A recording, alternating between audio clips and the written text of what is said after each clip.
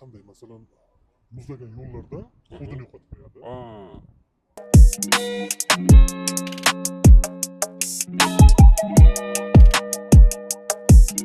Mana bugun biz Zafar akaning Aykar EQ 3 elektromobilining magnit maydon ko'rsatkichlarini tekshirib chiqdik.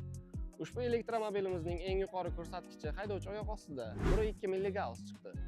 Biz tekshiruvlarimiz davomidagi eng past natijani aynan ushbu elektromobildan oldik. Zafar aka, ushbu elektromobilni haydovchisi sifatida sizga bir nechta savollarimiz bor. Elektromobil tanlashda kimdandir maslahat olganmidingiz? To'g'risi yo'q, hech kimdan maslahat olmadim. Tavakkal qildim. Elektromobil olishdan maqsad faqat ekonom tarafda. Ekonom. Chunki nima olmoqchi edim? Benzin olmoqchi edim, to'liq benzin. Litaver tekki bor. Fasadiga qiziqdim, ko'rinishiga. Rasxodda to'g'risini aytsam, men sal qiynab qo'yadigan ekan. Olishdan tanish ko'rdim. Rasxoddan to'liq benzin u. to'liq benzin. O'shanda sal qo'rqdim-da, endi bir oddiy odammas, ustachilikman. Shuning uchun keyin bunga o'tdim. O'shanga o'xshagan uchun. Ichini maslahat so'raganim. Oldindan xabaringiz bormidi?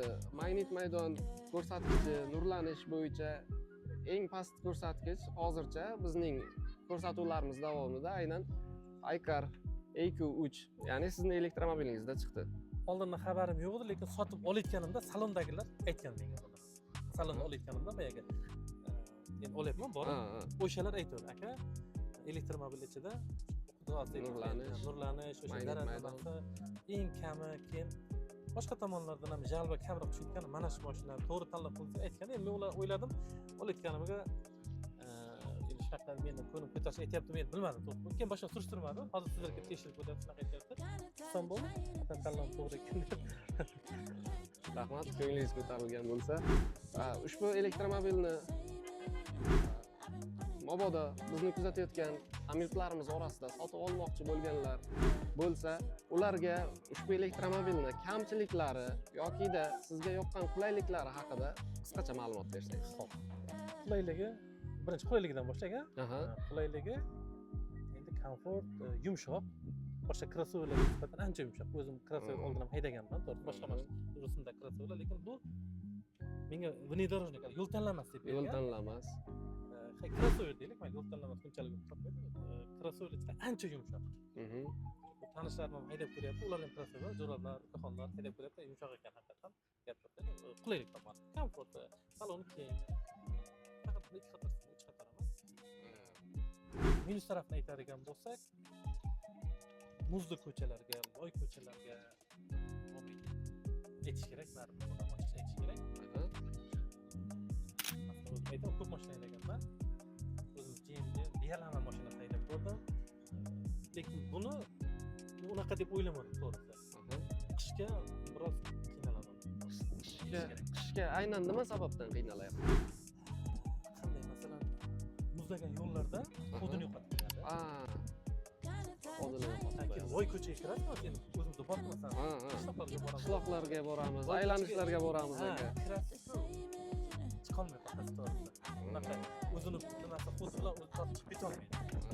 Masalan, o'zim tajriba qo'shaman-da.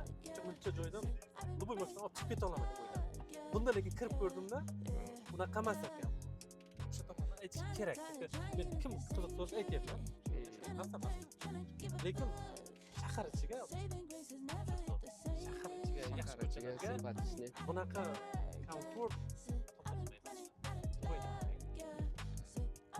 tushunarli. Ma'lumot savollar bo'ladi. Podiumlarni so'raydi odamlar. Podiumga chiqish. Ko'p so'raydi. Yumqis tashaveradimi? Zarar tashaveradi. Unaqa narsa emas ekan. Mukammal ishlanganda baribir. Buni skuterdan taqqos qilib oladi-da, skuterlar, elektr skuterlar bor. O'zim o'lchamda bor. Qiynalsa, haqiqatan zarar tez tashaveradi. Bu unaqa narsa emas, tashlamaydi. O'sha savollar tug'ilsa aytib qo'yinglar demoqchiman, chunki podiumlarda ham bu razgon ko'pchilik aytyapti, elektromobil razgon bo'lishdi. Любой podiumda gaz bo'lsa, o'sha tortishga ketadi, zarariga ta'sir yo'q. Endi bor-ku, masalan, unaqa tashlaveradigan darajada emas-da. Sizdan oldin biz Li 6 hibrid elektromobili haydovchisi bilan suhbat qurdik. Ushbu ushbu suhbatimiz davomida gibrid elektromobil 20% dan zaryadi tushdimi, podiyomlarga chiqolmay qolyapman, zaryadi taqqa o'chib qolyapti degan xulosalar berdi. Bu narsani ham videolarimizni joylab qo'yamiz. O'sha Xalqqa mashinada ma'lumot bo'lsin. sabab balki masalan elektromobil shunaqa ekan degan xulosa kelmas kerakda.